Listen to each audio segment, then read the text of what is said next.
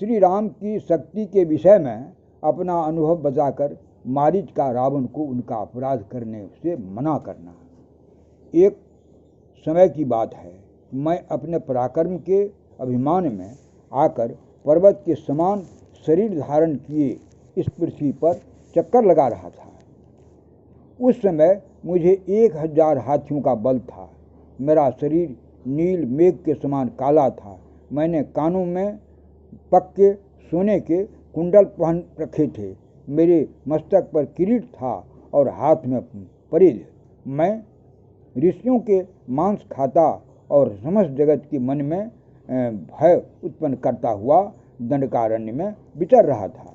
उन दिनों धर्मात्मा महामुनि विश्वामित्र को मुझसे बड़ा भय हो गया था। वे स्वयं राजा दशरथ के पास गए और उनसे इस प्रकार बोले कि नरेश्वर, मुझे मारीच नामक राक्षस से घोर भय प्राप्त हुआ है। अतः ये श्री राम मेरे साथ चलें और पर्व के दिन एकाग्रचित हो मेरी रक्षा करें। मुनि के ऐसा कहने पर उस समय धर्मात्मा राजा दशरथ ने महाभाग महामुनि विश्वामित्र को इस प्रकार उत्तर दिया। मुनि श्रेष्ठ, रघुकुल नंदन राम की अवस्था अभी 12 वर्ष से भी कम है। इन्हें अस्त्र में चलाने का पूरा अभ्यास भी नहीं है। आप चाहें तो मेरे साथ मेरी सेना वहाँ चलेगी और मैं चतुर्ंगी सेना के साथ स्वयं ही चलकर आपकी इच्छा के अनुसार उस शत्रु रूप निशाचर का वध करूँगा। राजा के ऐसा कहने पर मुनि उनसे इस प्रकार बोले कि उस राक्षस के लिए श्री राम के सिवा दूसरी कोई शक्ति पर्याप्त नहीं है। राजन, इसमें संदेह नहीं कि आप समरभूमि में देवताओं की भी रक्षा करने में समर्थ हैं। आपने जो महान कार्य किया है वह तीनों लोकों में प्रसिद्ध है। शत्रुओं को संताप देने वाले नरेश, आपके पास जो विशाल सेना है वह आपकी इच्छा हो तो यहीं रहे, आप भी यहीं रहें। महातेजस्वी श्री राम बालक हैं तो भी उस राक्षस का दमन करने में समर्थ हैं। अतः मैं श्री राम को ही साथ लेकर जाऊंगा। आपका कल्याण हो। ऐसा कहकर लक्ष्मण सहित राजकुमार श्री राम को साथ ले महामुनि विश्वामित्र बड़ी प्रसन्नता के साथ अपने आश्रम गए। इस प्रकार दंडकारण्य में जाकर उन्होंने यज्ञ के लिए दीक्षा ग्रहण की और श्री राम अपने अद्भुत धनुष की टंकार करते हुए उनकी रक्षा के लिए पास ही खड़े हो गए।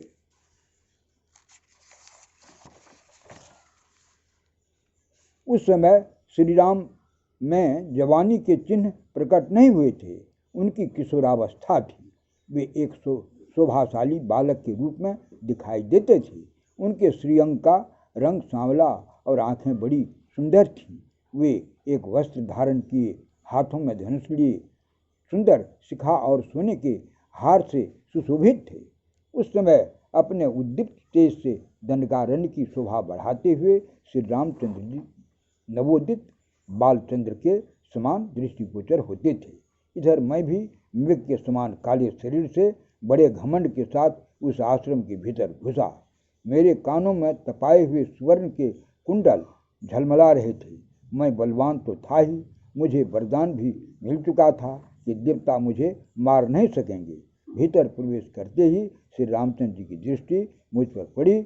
मुझे देखते ही उन्होंने सहसा धनुष उठा लिया और बिना किसी घबराहट के उस पर डोरी चढ़ा दी।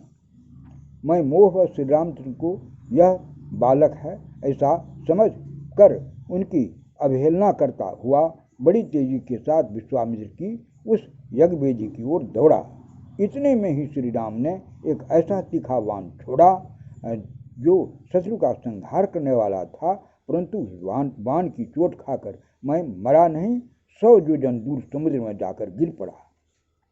तात वीर रामचंद्र जी उस समय मुझे मारना नहीं चाहते थे, इसीलिए मेरी जान बच गई।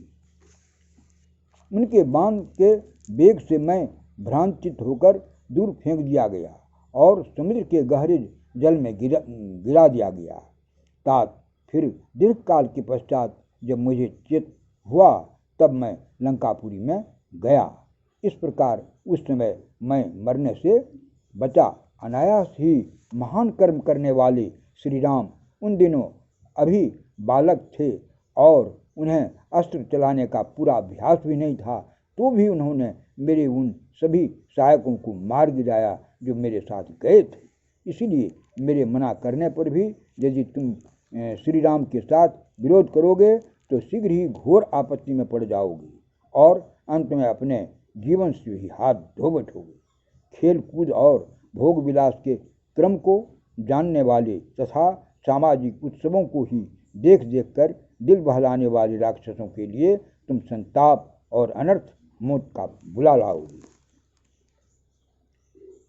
मिथिलेश कुमारी, सीता के लिए तुम्हें धनियों की अट्टालिकाओं तथा राजभवनों से भरी हुई एवं नाना प्रकार के रत्नों से विभूषित लंकापुरी का विनाश भी अपनी आंखों देखना पड़ेगा। जो लोग आचार विचार से शुद्ध हैं और पाप या अपराध नहीं करते हैं, वे भी यदि पापियों के संपर्क में चले जाएं तो दूसरों के पापों से ही नष्ट हो जाते हैं। जैसे सांप वाले सरोवर में निवास करने वाली मछलियां उस सर्प के साथ ही मारी जाती हैं। तुम देखोगे कि जिनके अंग दिव्य चंदन से चर्चित होते थे तथा जो दिव्य आभूषणों से विभूषित रहते थे, वे ही राक्षस तुम्हारे ही अपराध के मारे जाकर पृथ्वी पर पड़े हुए हैं। तुम्हें यह भी दिखाई देगा कि कितने ही निशाचरों की स्त्रियां हर ली गई हैं और कुछ स्त्रियां साथ हैं तथा वे युद्ध में मरने से बचकर असहाय अवस्था में दसों दिशाओं की ओर भाग रहे हैं। निसंदेह तुम्हारे सामने वह दृश्य भी आएगा कि लंकापुरी बाणों का जाल सा बिछ गया है, वह आग की ज्वालाओं से घिर गई है और उसका एक एक घर जलकर भस्म हो गया है। राजन, पराई स्त्री के संसर्ग से बढ़कर दूसरा कोई महान पाप नहीं है।